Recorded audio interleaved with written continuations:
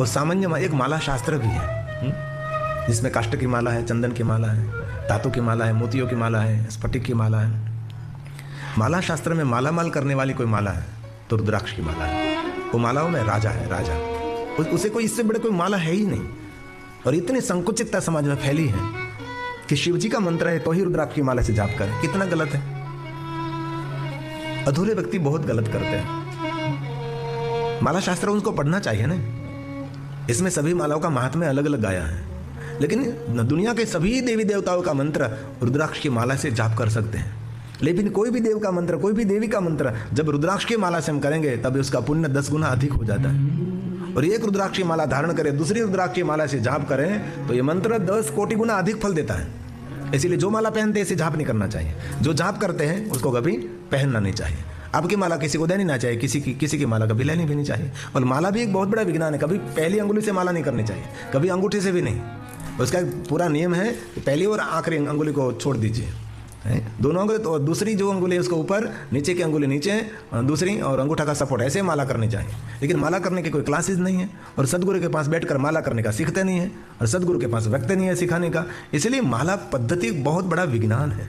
इसलिए माला लोग अंगूठे से करते हैं, कनिष्ठ नहीं होता, पहली अंगुली से, तर्जनी से नहीं।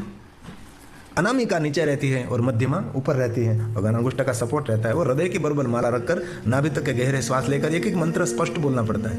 ऐसे ही माला तो बहुत बड़ा विज्ञान है। माला माल करने वाली साधना है, लेकिन लोगों को सही ढंग से नहीं आती। तो कोई भी देव का मंत्र, कोई भी देवी का मंत्र आप रुद्राक्ष की माला से कर सकते हैं तो कोटि गुणम भवेत्। ये भगवान का वचन है। रुद्राक्ष ने जपे मंत्र पुण्यम कोटि गुणम भवेत्। कोटि गुना अधिक फल मिलता है। 10 कोटि गुणम। दूसरी माला पहनी है, एक माला से जाप करिए तो क्या कहा? 10 कोटि गुणम पुण्यम धारणा लभते लभते धारणा लभते। तो महात्माओं ने सूत पुराण को पूछा तो कितने रुद्राक्ष पहनना चाहिए? तो कहा 1100 रुद्राक्ष पहनना चाहिए। रुद्र संख्या शतम ध्रुतवा रुद्ररूप भवेन नर। 1100 रुद्राक्ष। 1100 न पहन सके तो कोई बात नहीं, 108 रुद्राक्ष पहने तभी उसका मंगल होता है। रुद्राक्ष धारणा प्रोक्तम महापातक नाशनम। कोई मनुष्य ने बड़े बड़े पाप किए हैं, रुद्राक्ष धारण करने के बाद संकल्प करेगा कि मैं कभी पाप नहीं करूंगा तो मनुष्य अपने जीवन के सभी पापों में से मुक्त हो जाएगा। ऐसा भगवान का वचन है। रुद्राक्ष एक बार निर्णय लेगा तो महापातक नाशनम रुद्र संख्या शतम धृत्वा तो रुद्र रूपो भवे नरः। रुद्र रूपो भवे नरः। अंत में कह दिया सभी लोग रुद्राक्ष पहनने के अधिकारी हैं। इसमें सर्व वर्ण के लोगों का वर्णन किया है, सर्व जाति के लोगों का वर्णन किया है।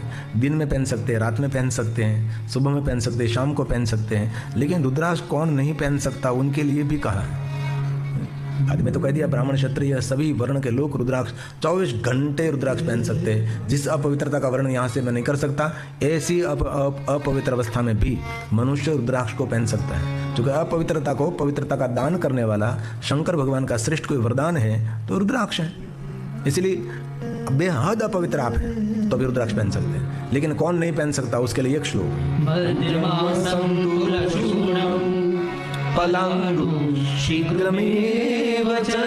जो मांसाहार करता है, जो मदिरापान करता है उनके लिए रुद्राक्ष कोई काम का नहीं है। इसलिए कभी उनको रुद्राक्ष नहीं पहनना चाहिए। तो कैसा रुद्राक्ष पहनना चाहिए? कल मुझे बहन जी पूछ रही थी रुद्राक्ष कैसा पहनना चाहिए ना, तो इसमें वर्णन है शिव महापुराण ग्रंथ में। कभी अवसर मिले तो पढ़ लीजिए, गूगल में भी मिलेगा आपको।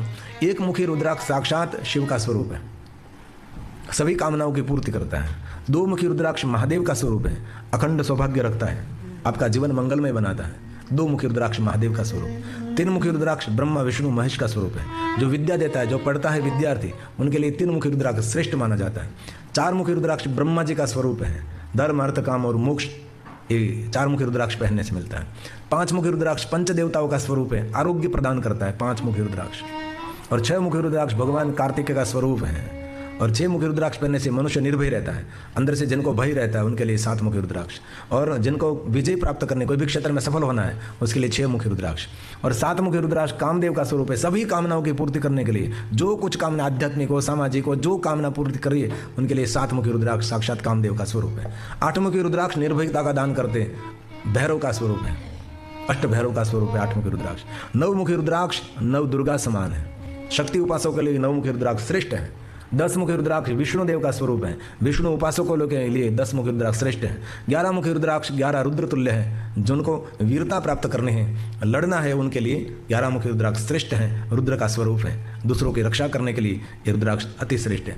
12 मुखी रुद्राक्ष 12 सूर्य समान तेजस्वी और ज्ञान देता है।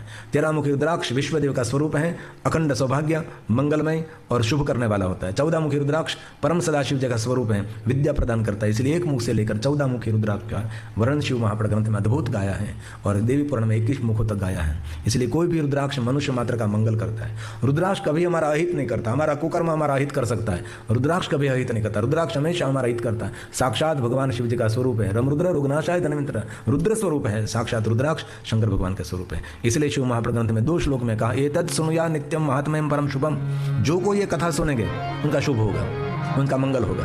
क्या सुनेंगे? रुद्राक्ष भस्मो और भक्तिया सर्वान कामान वाप्नुयात्, जो कोई ये कथा श्रवण करेंगे उसकी सभी कामना की पूर्ति होगी।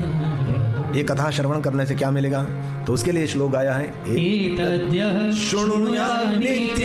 नित्य जो सुनेंगे, नित्य तो कौन सुनेगा, अभी भी नहीं सुन रहे हैं, तो नित्य तो कौन सुनेगा, लेकिन नित्य सुनना चाहिए, क्योंकि एक दिन सुनने में सबको याद नहीं रहता, इसलिए शब्द दिया नित्य सुने, नित्य सुने। शृणुयाम नित्यम, उसका महात्मा ही सुने, महात्मयं परम शुभम रुद्राक्षं भस्मनोर्भक्त्या सर्वान् कामान वाप्नुयात्, जीवन की बड़ी कामना, सभी कामना, सर्वान् कामान वाप्नुयात्। और कहा, यह सर्व सुख भुक्तवा, संसार के सभी उनको सुख मिलेंगे और पुत्र मिलेगा, पौत्र मिलेगा, सबके जीवन में शांति और मंगल में होगा। यह सर्व सुखम भुक्त्वा पुत्र पौत्रादि संयुतः लभे परत्र मोक्षम शिवस्याति प्रियो भवे, शिवस्याति प्रियो भवे। अंत में भगवान महादेव उनका आदर करेंगे, भगवान महादेव उनको प्रेम करेंगे। इसलिए शिव उपासकों को भी रुद्राक्ष पहनना चाहिए, वैष्णव उपासकों को रुद्राक्ष पहनना चाहिए, और शक्ति उपासकों को भी रुद्राक्ष पहनना चाहिए। शिव महापुराण ग्रंथ में ये बात कही है, सबके लिए शैव, शाक्तोर्थ, वैष्णव, तीनों को, जो कि 3 उपासना है ना, एक शिव उपासना है, एक विष्णु उपासना है और एक शक्ति उपासना है, तीनों के लिए रुद्राक्ष कल्याणकारी है, ऐसा भगवान ने कहा है। रुद्राक्षं विभूया नित्यं शैव शाक्तोऽथ वैष्णवः, रुद्राक्षं विभूया नित्यं शैव शाक्तोऽथ वैष्णवः, शैव शाक्तोऽथ वैष्णवः।